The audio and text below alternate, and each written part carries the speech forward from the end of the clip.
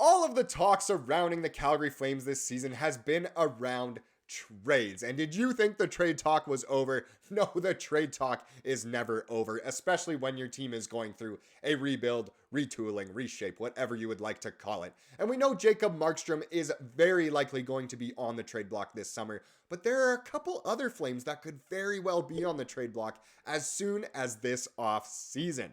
Welcome to Flames Digest, I'm Mark Griffith. If you're new around here, you love the Flames, make sure you subscribe because less than 20% of the people watching are subscribed. So if you want to stay up to date on all the latest news, updates, reports, and rumors revolving around the Calgary Flames, then make sure you join the fastest growing community of Flames fans on the internet. We would love to welcome you to the Flames Digest family. But like I said, Jacob Markstrom name has been in the trade talks, the trade speculations, the trade rumors, all season long, and it is just continuing.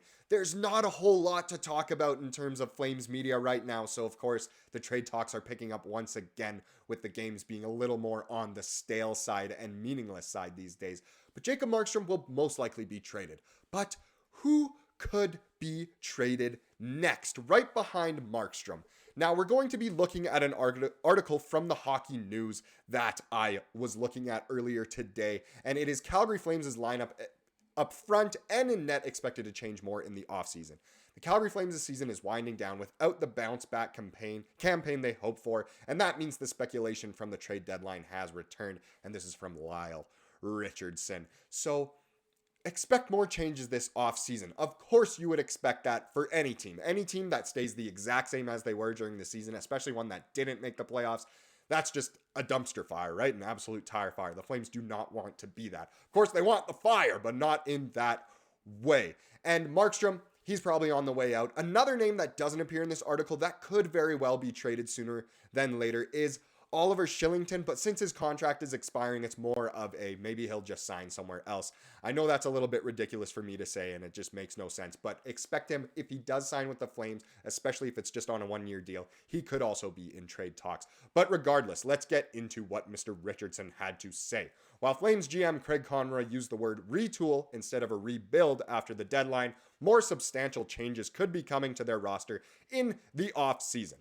Most of the focus is on Jacob Markstrom. The 34-year-old goalie was the subject of constant trade speculation from January to the March 8th deadline. Yes, we know all of this. Jacob Markstrom, he will most likely be traded this offseason. If he's not, I really hope he does help the Flames in every way he can, and the Flames can do everything they can for him. But again, the main focus of this video is about the others. The scores. Josh Wegman believes forwards Andrew Mangiapane and Andrei Kuzmenko could become trade candidates this summer. Both are 28 years old and are eligible to become UFAs next July.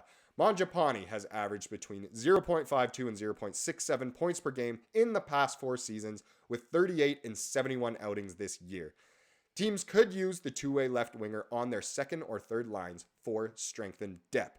We've seen players like him get traded before. A very notable comparison I can personally think of, just because I do follow certain teams more than others, is Jean-Gabriel Pageau when he got traded from the Ottawa Senators to the New York Islanders. The New York Islanders were a team that were ready to contend, and they really were Tampa Bay's toughest competition in those years where Tampa Bay did win the cup. And Pageau was a big spark in that. You know, he came over to New York, kind of like a Mangiapane-esque player from Ottawa, and he even was really good for Ottawa in their playoff days as well, but he was great for the Islanders. Mangiapane could be that kind of player for a contending team next season. He could be trade bait this summer, of course, with just 1 year left on the contract, but of course, by next year's trade deadline, if he's still a Flame, can almost guarantee you will hear his names in the trade rumors. Now let's get into that second player they showed there, the one I had in the thumbnail. As for Kuzmenko, his production this season wasn't near his 39 goals and 74 points with the Canucks last year,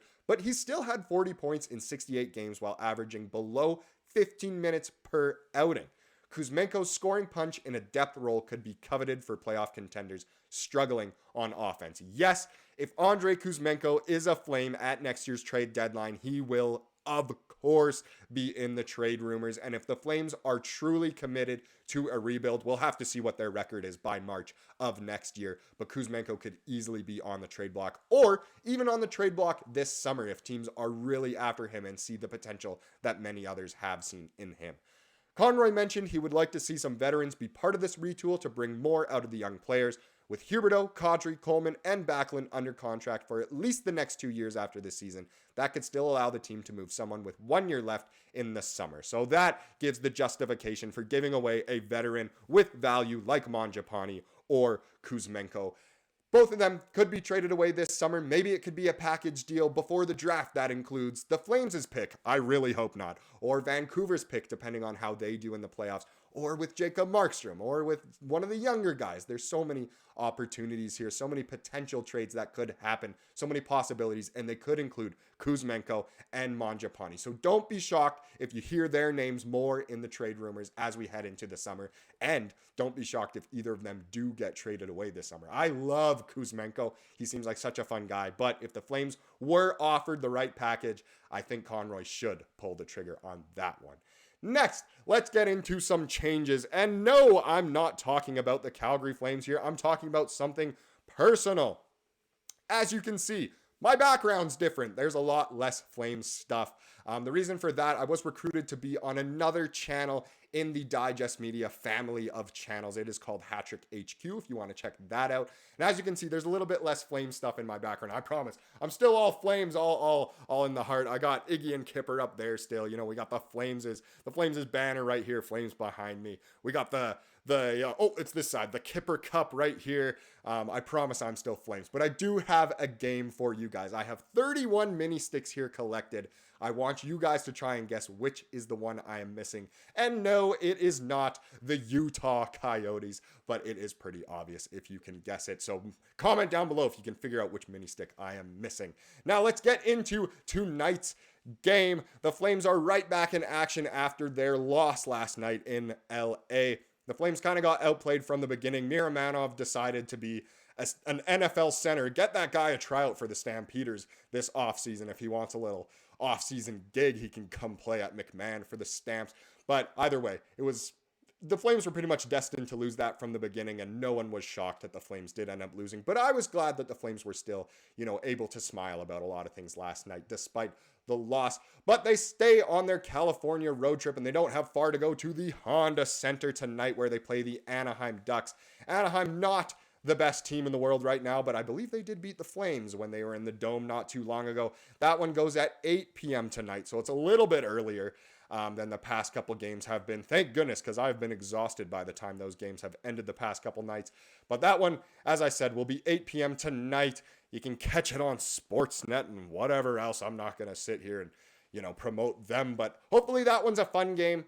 Once again, the Flames, they're 1-1 on the road trip so far. They tried their best to lose against the Sharks, it seemed, the other night, but the Sharks tried even harder to lose that one. Will we see the same thing tonight in Anaheim?